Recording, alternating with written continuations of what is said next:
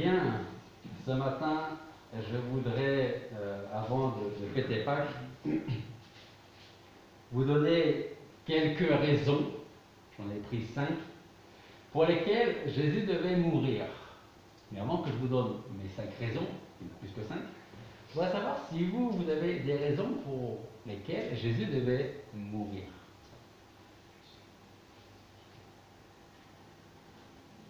Pourquoi Jésus devait-il mourir?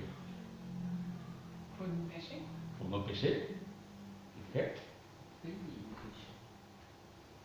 Pour payer nos péchés. Pour payer nos péchés. Sauver nos âmes. Pour sauver nos âmes. Ok. Pour accomplir les prophéties. Pour accomplir la parole de Dieu. D'accord. Alors effectivement, vous m'avez donné, pratiquement ceux qui ont parlé, le premier point, à savoir donner la vie éternelle à tous ceux qui croient en lui. On va prier juste avant de commencer la prédication. Père Céleste, nous voulons te remercier une fois encore de nous permettre d'être dans ta maison. Nous voulons être reconnaissants parce que nous voulons et nous pouvons préparer ce dimanche de Pâques, ce dimanche durant lequel notre Seigneur Jésus-Christ est ressuscité. Merci pour sa résurrection, mais aussi merci pour sa mort, pour ton amour, pour ton salut. Seigneur, c'est avec un cœur reconnaissant que nous pouvons être là présents dans ta maison. Et nous voulons, durant ces moments, ces instants, nous souvenir de ce que Christ a fait pour nous, pourquoi il l'a fait. Et nous voulons te remercier encore parce que nous avons cette ferme assurance qu'un jour tu viendras nous chercher, parce que tu nous l'as dit dans ta parole. Bénis ton enseignement, la prédication, ta parole dans nos vies, dans nos cœurs, et dispose-nous favorablement pour être attentifs à ce que tu veux nous enseigner. Et c'est en ton nom que nous te prions. Amen. Une des premières raisons pour laquelle Jésus devait mourir, vous y avez répondu d'une certaine manière, c'est pour donner la vie éternelle à tous ceux qui croient en lui. Et je pense que le verset qui va illustrer le mieux ce premier point, c'est certainement le verset le plus connu de la Bible, qui n'est autre que Jean 3,16. Je vous invite à le chercher, si vous aviez besoin de le chercher, parce que je pense que tous ici nous connaissons ce passage. Et ici, nous lisons dans ce passage en Jean 3,16 que Dieu a tant aimé le monde qu'il a donné son Fils unique, afin que quiconque croit en lui ne périsse pas, mais qu'il ait la vie éternelle. Si vous demandiez autour de vous, à vos collègues de travail, à vos proches qui ne connaissent pas le Seigneur par exemple, est-ce que vous pensez qu'un jour on peut avoir la vie éternelle? Il y a de fortes chances que ceux à qui vous posiez la question vous répondent la vie éternelle, ça c'est des femmes. Hein? Ça, on voit ça dans les bons films américains d'aventure. C'est de la science-fiction. Sans oublier ce qu'ils vont vous dire, qu'ils peuvent vous dire, oh tu sais, après cette vie-là, j'ai jamais vu revenir personne. Donc je pense que une fois qu'on a quitté cette vie-là, après c'est terminé, il n'y a plus rien. Ce qui est intéressant avec ce passage en Jean 3,16, c'est que Jean 3,16 explique le précédent. Le précédent, c'est le verset 15 qui nous dit que afin que quiconque croit en lui ne périsse pas, mais qu'il ait la vie éternelle. Et le verset 16 commence avec cette conjonction de coordination car. De cette manière, il montre, ce verset 16, le mystère de la croix. Parce qu'on peut vraiment dire que la croix, en tout cas pour moi, reste un mystère. Comment est-ce qu'un Dieu 3 fois saint, séparé du mal, séparé du péché, comment ce Dieu a-t-il pu un jour, dans l'éternité passée, tourner les regards vers moi? Je ne sais pas si personnellement je pourrais avoir un jour une réponse à cette question, peut-être quand je serai auprès de lui. Mais ce qui est intéressant là, c'est que ce verset 16 montre le mystère de la croix le mystère de l'amour éternel de Dieu. De plus, ce que nous pouvons dire, c'est qu'il y a dans cette parole du verset 16 plus à adorer, à croire, à aimer qu'à expliquer. Qu'est-ce que je veux dire par là? Personnellement, je n'arriverai pas à expliquer, à comprendre pourquoi Dieu m'a tellement aimé au point de me donner son Fils Jésus-Christ sur la croix il y a un peu plus de 2000 ans. Ce que ce verset nous enseigne, ce que le Seigneur lui-même nous demande de faire, c'est d'adorer, de croire et d'aimer, plus que d'expliquer. Vous savez, c'est la nature humaine. Hein. On veut toujours, ou on cherche souvent, une explication à nos pourquoi. Et quand on n'a pas d'explication à nos questions, à nos pourquoi, alors on va se trouver des réponses quelque part, des réponses qui nous arrangent, hein, bien parfois. Dieu n'a pas simplement aimé ce qui aurait été déjà une grande preuve de son amour. En fait, que nous dit le verset 16? Car Dieu a tant aimé. Peut-être que dans votre version, c'est Dieu a tellement aimé. C'est dans cet amour que se trouve la source suprême du salut. Dieu qui a aimé le monde, ce monde déchu avec tout ce qu'il contient, c'est-à-dire les pécheurs, toujours en révolte contre Dieu. Mais le plus triste, pour ne pas dire le plus drôle, c'est que même ceux qui ne croient pas en Dieu lèvent parfois le poing contre Dieu. Hein? Vous n'avez jamais remarqué ça?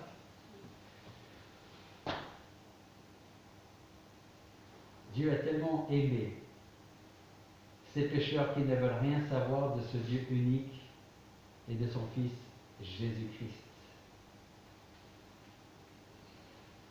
Ce qui est formidable, c'est que Dieu a donné Jésus-Christ. Jésus-Christ est venu pour sauver des gens qui le haïssaient. Pourquoi Jésus devait-il mourir? Pour donner la vie éternelle à tous ceux qui croient en lui. Le Dieu trois fois saint a aimé des pécheurs comme nous, comme moi, au point de donner son Fils unique, son bien-aimé. Comment ne nous donnera-t-il pas aussi toutes choses avec lui? Si Jésus-Christ est mort, c'est parce que c'était le seul moyen et l'unique moyen pour nous de recevoir le pardon et la vie éternelle que Dieu accorde à tous ceux qui, avec un cœur repentant, se confient dans le Seigneur et Sauveur Jésus-Christ. Ça, c'est le premier point. Le deuxième. Jésus devait mourir pour nous délivrer de l'esclavage, de la peur, de la mort. Alors, je vais vous poser une petite question. Aujourd'hui, vous êtes en Christ. Je vais vous poser une question, mais vous allez y répondre comme si vous n'étiez pas encore en Christ ou comment vous auriez répondu à l'époque. La question est très simple. Là, vous n'êtes pas dans le Seigneur. Vous ne connaissez pas le Seigneur, ok? Ma question est très simple. Avez-vous peur de mourir?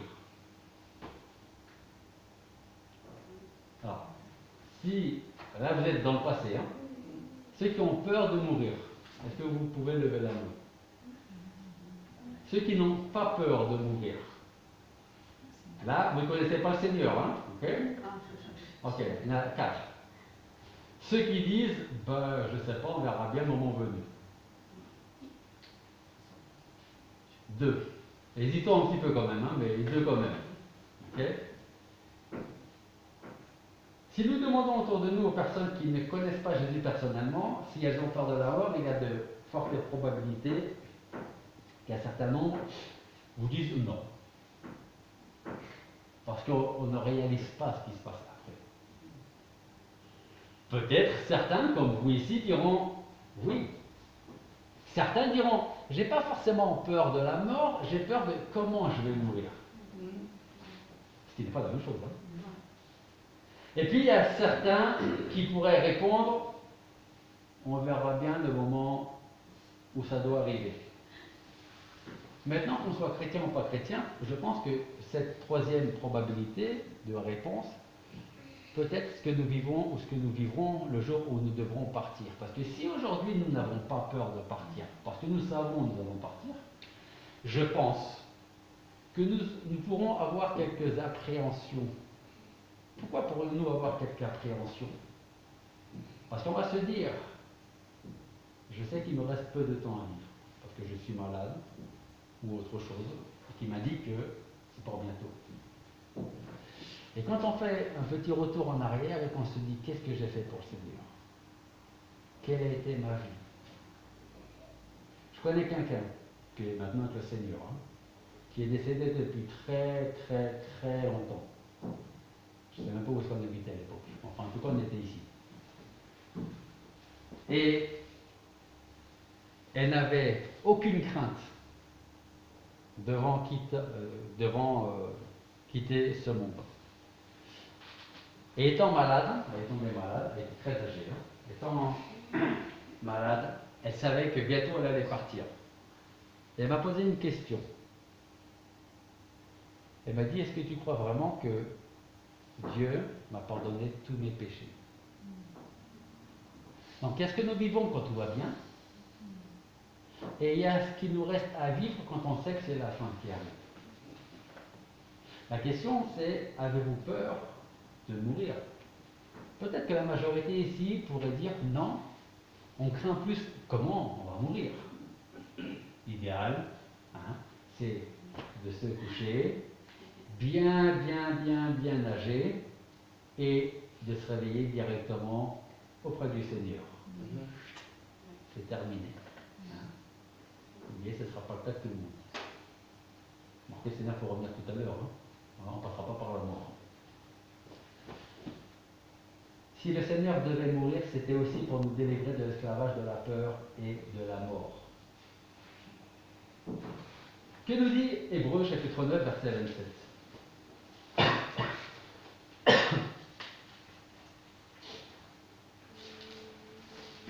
Hébreux 9, 27.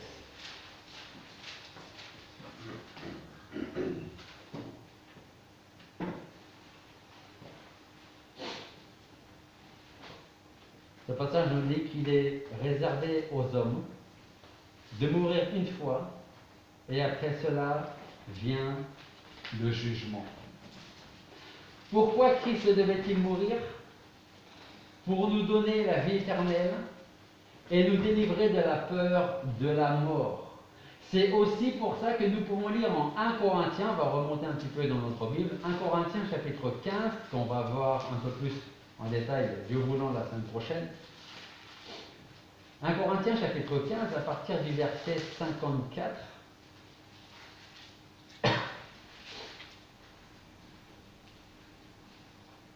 1 Corinthiens 15, à partir du verset 54 jusqu'au verset 57. Or, quand ce corps corruptible aura été revêtu de l'incorruptibilité, et que ce corps mortel aura été revêtu de l'immortalité, alors cette parole de l'Éternel sera accomplie. La mort est engloutie en victoire. Ô mort, où est ton aiguillon? Ô enfer, où est ta victoire? Or, l'aiguillon de la mort, c'est le péché, la puissance du péché, c'est la loi. Mais, verset 57, grâce soit rendue à Dieu, qui nous a donné la victoire par notre Seigneur Jésus-Christ.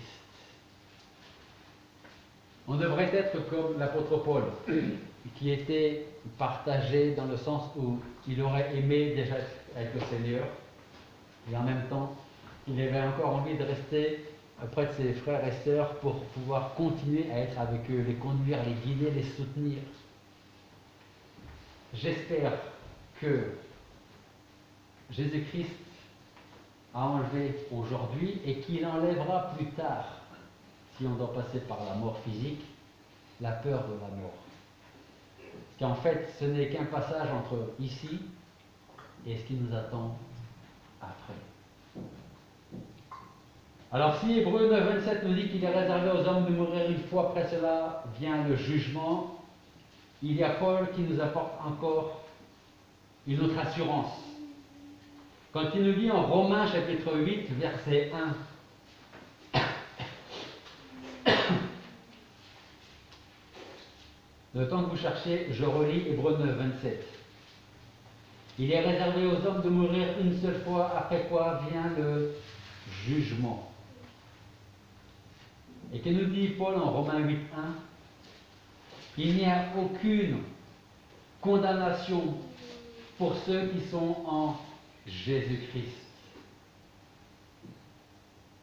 Non seulement il n'y a plus de condamnation, mais en plus de cela, Jésus-Christ a délivré tous ceux qui, par la crainte de la mort, étaient toute leur vie assujettis à la servitude. C'est ce que nous pouvons lire en Hébreux 12, 15.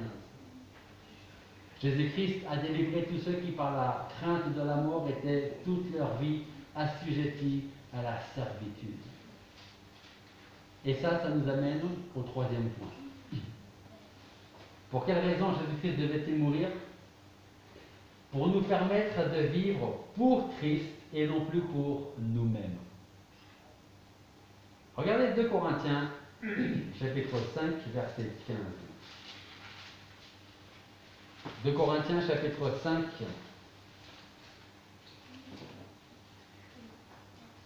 verset 15.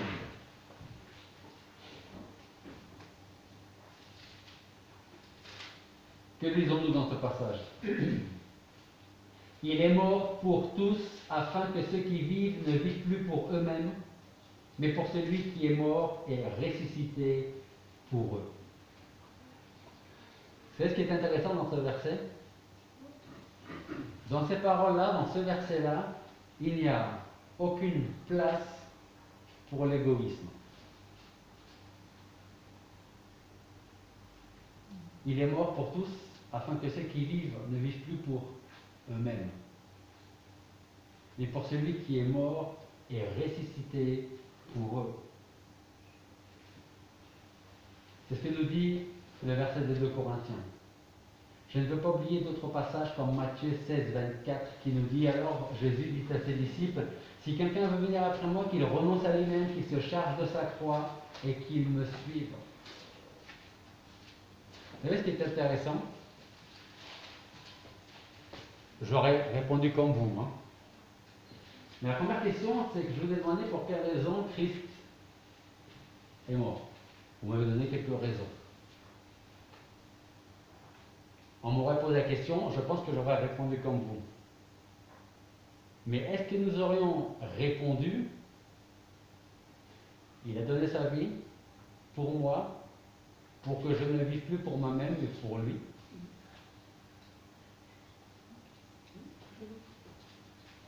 Je crois pas. Alors, qu'on ne se sente pas coupable. Parce que la bonne nouvelle, c'est que Christ a donné sa vie pour que nous puissions un jour passer l'éternité avec lui. Que nous puissions, comme on l'a chanté, je crois que c'était l'avant-dernier cantique, te ressembler, Jésus-Christ. Te ressembler. Est-ce qu'à un seul moment, on s'est dit, peut-être que Christ est mort pour moi pour que je puisse lui ressembler, vivre pour lui et ne plus vivre pour moi? Luc est encore plus précis. C'est Luc 9, 23. Je vois qu'il y en a qui prennent des notes. Luc 9, 23. Or, il disait à tous, si quelqu'un veut venir après moi, qu'il renonce à lui-même, qu'il se charge de sa croix, qu'il me suive. Luc toujours 14, 27. Luc 14, 27. Quiconque ne porte pas sa croix et ne me suit pas, ne peut pas être mon disciple. Christ est aussi mort pour que nous puissions vivre avec lui, pour lui, lui ressembler. Et là, Jésus, à travers la bouche de Luc, dit: quiconque ne porte pas sa croix et ne me suit pas ne peut pas être mon disciple. C'est un avantage, c'est un privilège que de savoir que nous pouvons être le disciple de celui qui nous a aimés, qui a donné sa vie pour nous sur la croix. Pourquoi Jésus devait-il mourir? Pour nous permettre de vivre pour lui et non plus pour nous-mêmes. Une autre façon d'annoncer cette vérité, c'est que si nous sommes égoïstes, alors on ne peut pas suivre le Seigneur Jésus-Christ parce qu'un jour on va penser à notre bien-être, à notre vie, et un jour on va penser à lui. Un jour on va penser à nous, un jour on va penser à lui. Mais qu'est-ce que nous disent les versets qu'on vient de lire? Vous voulez me suivre? Il n'y a pas de souci, vous prenez votre croix, vous renoncez à vous-même et vous me suivez. Mais si vous ne le faites pas, si vous ne vous renoncez pas à vous-même, vous ne pourrez pas me suivre. Et si vous ne me suivez pas, vous ne pourrez jamais être mes disciples.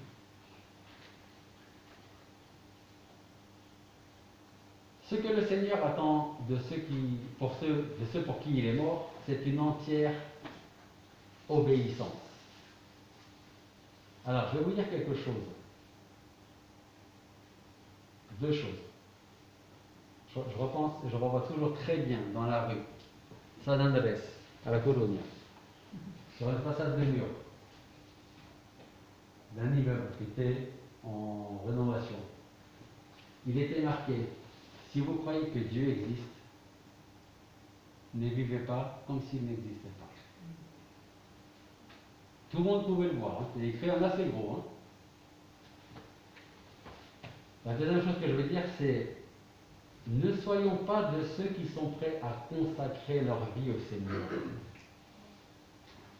Je le répète, que je vois les yeux qui commencent à faire comme ça. Ne soyons pas de ceux qui sont prêts à consacrer leur vie au Seigneur. Faisons partie de ceux qui l'ont déjà fait. Ne remettons pas à demain ce qu'on peut faire aujourd'hui. Parce que si on veut remettre à demain parce qu'on a des choses à régler aujourd'hui, croyez-moi, vous aurez toujours des choses à régler. Toujours. Avec votre famille, vos enfants, vos conjoints, vos parents, vos voisins, au travail, dans votre santé. Vous aurez toujours des choses à faire, vous aurez toujours des choses à accomplir, à régler, à finir. Et donc il y a ceux qui disent: moi je veux donner ma vie au Seigneur, je veux consacrer entièrement à lui, et il y a ceux qui le font. Rappelez-vous, quand nous témoignons aux gens, les gens vous écoutent, les gens nous écoutent, mais les gens nous regardent. Qu'est-ce qu'ils vont retenir? Ce que l'on fait, pas ce que l'on dit. Quatrième point. Pour quelle raison Christ devait-il mourir? Pour assurer notre résurrection d'entre les morts. Romains chapitre 8.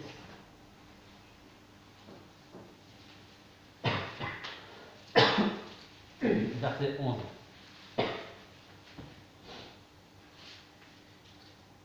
Romains 8, 11.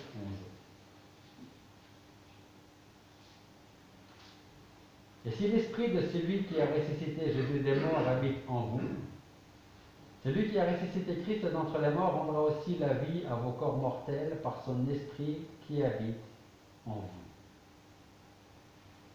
Pour qu'un pécheur repentant puisse ressusciter et vivre avec le Seigneur, parce que sachez-le, ce n'est pas que les cœurs repentants qui vont ressusciter, c'est tous, pour comparaître devant Christ. Mais pour qu'un pécheur repentant puisse ressusciter, pour ne plus jamais mourir et vivre éternellement avec Dieu, alors il fallait que Jésus meure à sa place, à la vôtre, à la mienne. Qu'il soit mis dans le tombeau et qu'il ressuscite 3 jours plus tard. Et ce que nous pouvons dire, c'est que sa résurrection est justement la preuve que sa mort a été efficace pour nous laver de nos péchés et détourner la colère de Dieu qui était au-dessus de notre tête.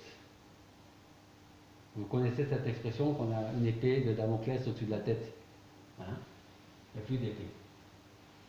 Comme disait Paul en Romains 8, 1, il n'y a plus de condamnation pour ceux qui sont en Jésus-Christ. Il n'y a plus maintenant, pour ceux qui sont en Jésus-Christ, de condamnation. Avant, oui. Maintenant, non. Quels ont été les 3 derniers mots de Jésus sur la croix? Oui. Tout est accompli. 3 jours plus tard, on aurait pu entendre du ciel le Père dire 4 mots supplémentaires. On aurait pu. Donc les 3 mots de Jésus-Christ, c'est quoi? Tout est accompli. Jésus-Christ ressuscite. Quels auraient été les 4 mots qu'on aurait pu entendre de la bouche de Dieu à ce moment-là?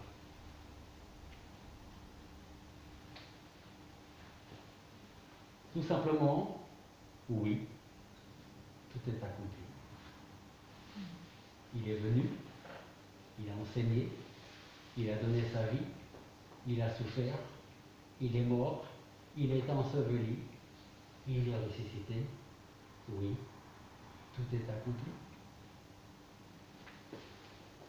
Par sa mort, le Seigneur paye notre rançon et satisfait la justice de Dieu. Je vous disais encore ce matin, dans l'Antiquité, on est, quels que soient les dieux, les déesses, pour se sentir pardonné, il fallait apporter des offrandes. Quand c'était des offrandes de nourriture, de choses comme ça, de blé, c'était très bien. Il y en avait qui apportaient des offrandes humaines. Parce qu'il y avait dans le cœur, et il y a toujours dans le cœur de l'homme, cette idée de qu'est-ce que je dois faire pour être réconcilié avec Dieu, ou dans certaines autres contrées, qu'est-ce que je peux faire pour être réconcilié avec mon Dieu, avec nos dieux, avec nos ancêtres. Il y a toujours cette recherche de qu'est-ce que je peux faire pour obtenir les faveurs de ma divinité. Matthieu 20, 28 nous dit que le Fils de l'homme est venu non pour être servi, mais pour servir et donner sa vie en rançon pour plusieurs.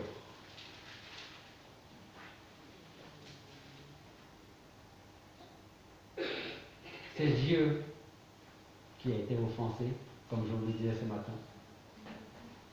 Mais c'est Dieu qui a fait le premier pas. Pourquoi aimons-nous Dieu aujourd'hui? La Bible répond à la question. On aime Dieu parce que c'est lui qui nous a aimés le premier.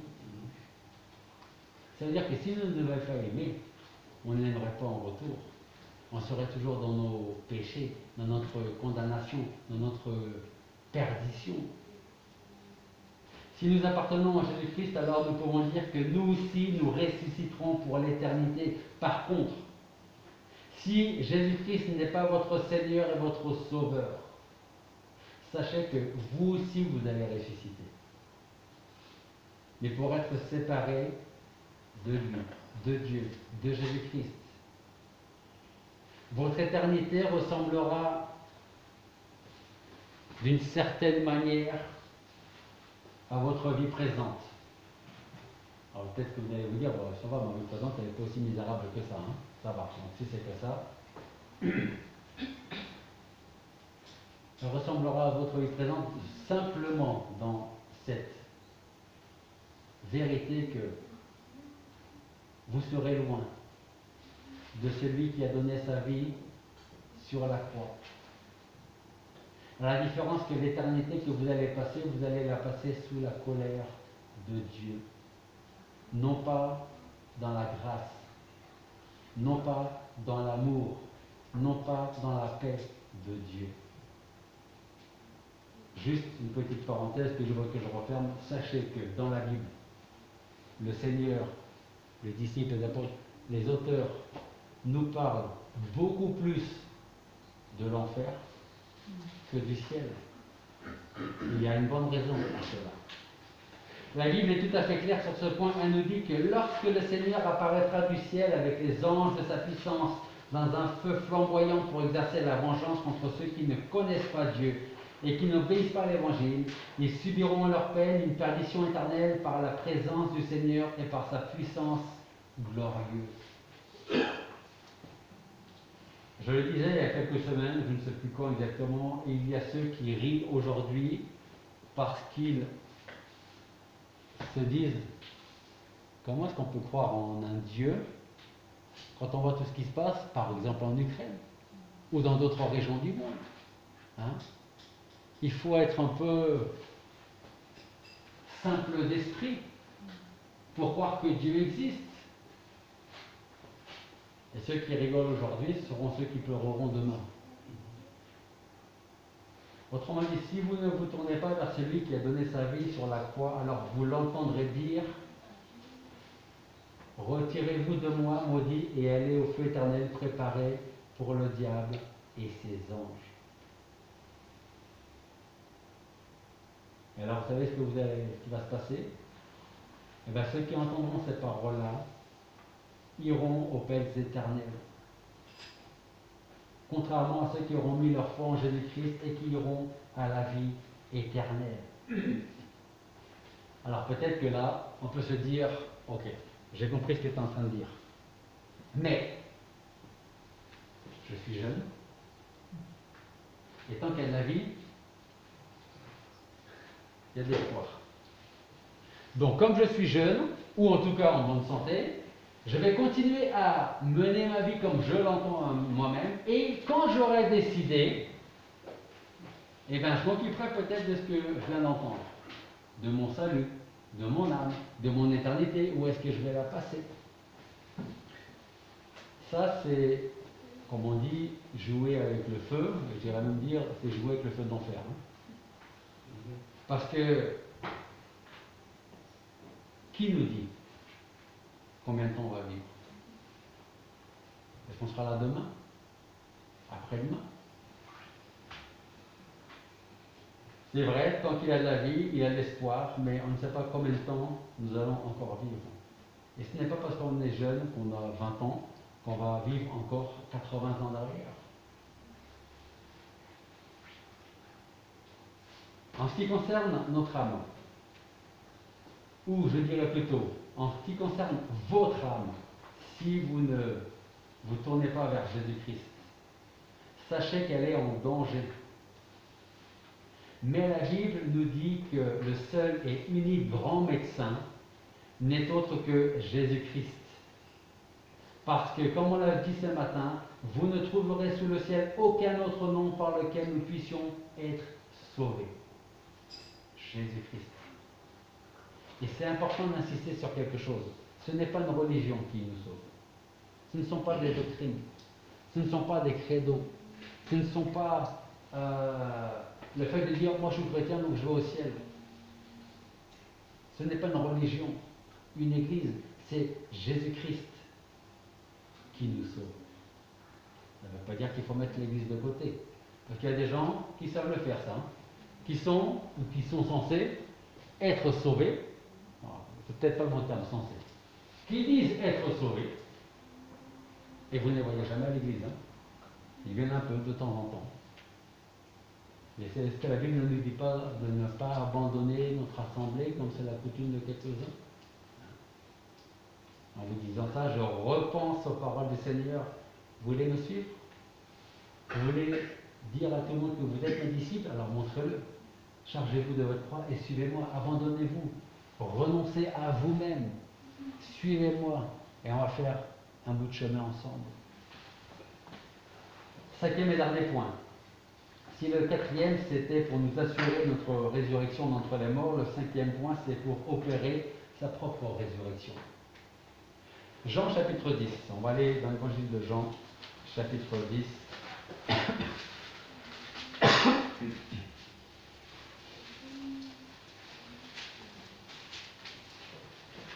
Jean chapitre 10, versets 17 et 18.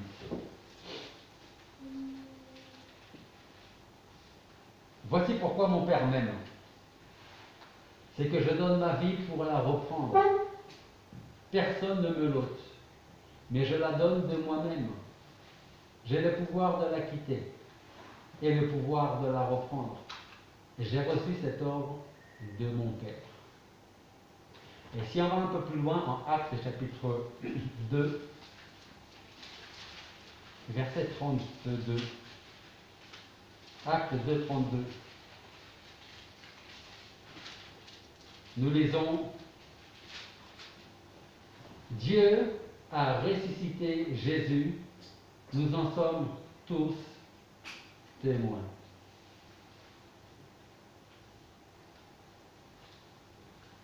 Question simple, ou peut-être compliquée. Savez-vous pourquoi Dieu a ressuscité Jésus d'entre les morts?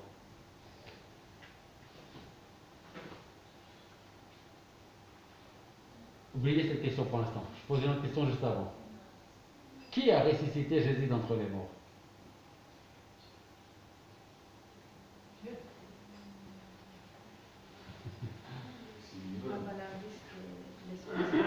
Qui a ressuscité Jésus d'entre les morts? El Espíritu Santo, sí, ¿vale? ¿Y quién más? Dieu, on vient de le dire, non? Jésus-Christ qui dit: je donne et je reprends ma vie. Personne ne me l'autre, c'est moi qui la donne et je la récupère. Et il y a effectivement aussi le Saint-Esprit. Avec vous, on a fait une étude sur le Saint-Esprit. Dieu le Père, Dieu le Fils, Dieu le Saint-Esprit. Je referme juste ma parenthèse. D'où mon autre question. Savez-vous pourquoi Dieu a ressuscité Jésus d'entre les morts? On lit, hein? Dieu a ressuscité Jésus, nous en sommes tous témoins. Pourquoi Jésus a-t-il ressuscité? Pourquoi Dieu, pardon, a-t-il ressuscité Jésus-Christ d'entre les morts? On le voit vivant. Non. Pour montrer que. Je dis non, oui, bien sûr. Mais ce n'est pas le premier but. Pour. Je sais pas comment dire.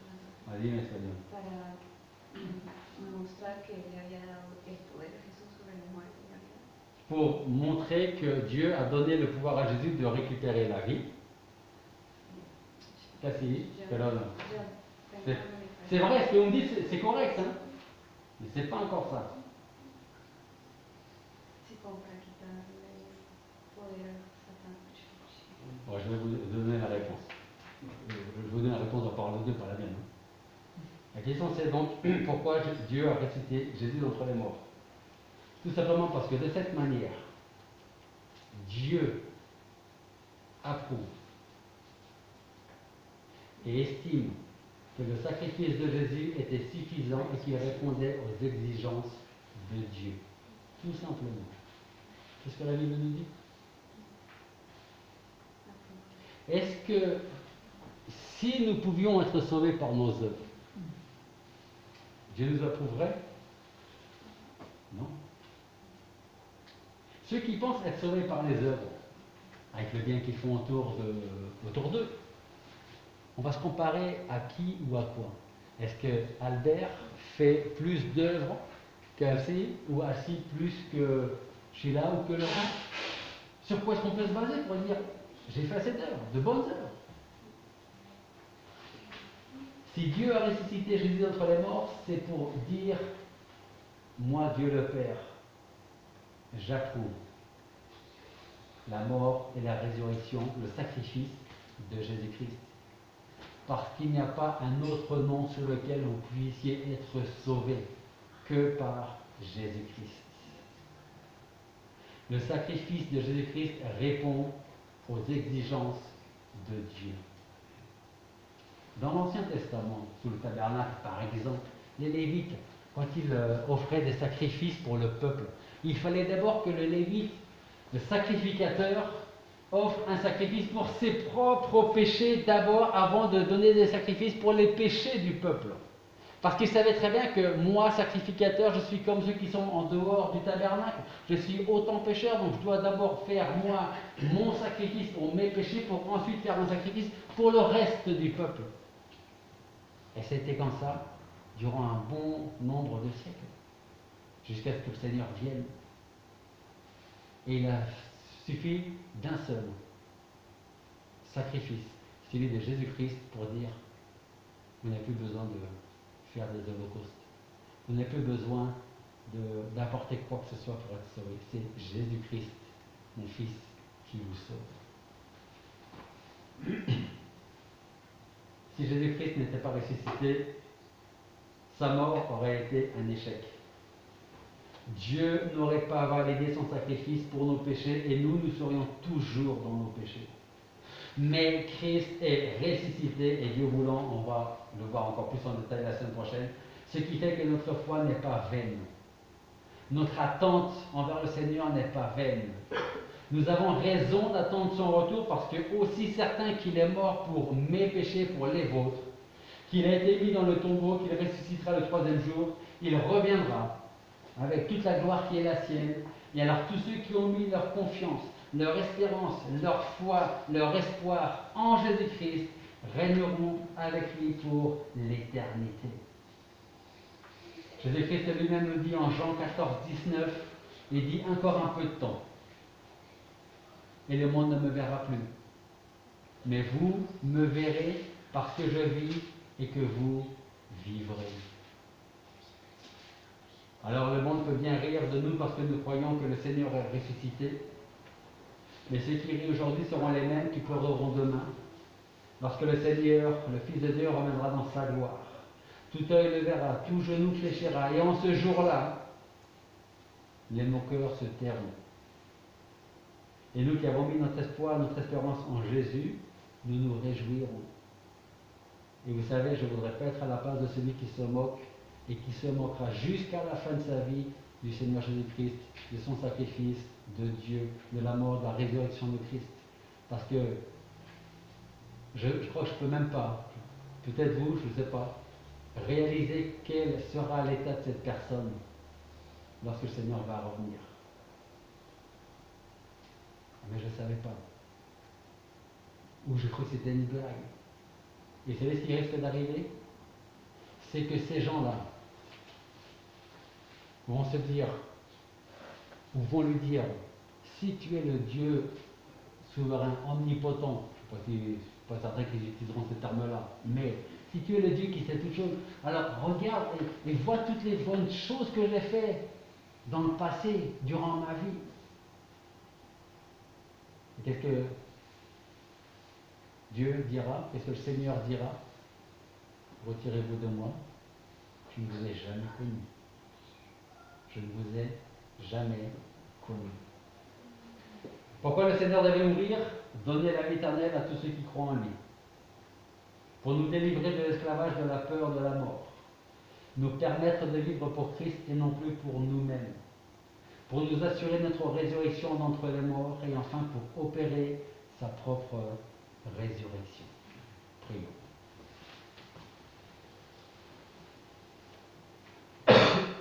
Seigneur, nous voulons te remercier parce que nous n'avons fait que survoler certaines raisons pour lesquelles tu as donné ta vie sur la croix pour nous. Personnellement, je ne pourrais jamais comprendre pourquoi tu l'as fait, pourquoi tu m'as aimé, pourquoi tu m'as sauvé. Mais je suis tellement reconnaissant pour ce que tu as fait dans ma vie et dans la vie de tous ceux qui sont présents ici. Et j'aimerais te prier pour tous ceux qui ne te connaissent pas encore personnellement comme Seigneur et Sauveur. Que tu veuilles leur accorder ta grâce, ton salut comme tu l'as fait pour nous. Utilise-nous pour annoncer cette bonne nouvelle. Que ce week-end de Pâques, le week-end prochain, puisse être une occasion de déclarer notre foi encore plus ouvertement. Que nous puissions nous réjouir parce que tu es ressuscité et qu'un jour nous ressusciterons pour être également avec toi. Merci pour ton amour, merci pour ton sacrifice, pour ton salut. Et Seigneur, utilise-nous encore une fois pour continuer à annoncer cette bonne nouvelle qui est la tienne. La bonne nouvelle de ta venue, de ta mort, de ta résurrection et de ton retour prochain. Et sans ton nom, nous te prions. Amen.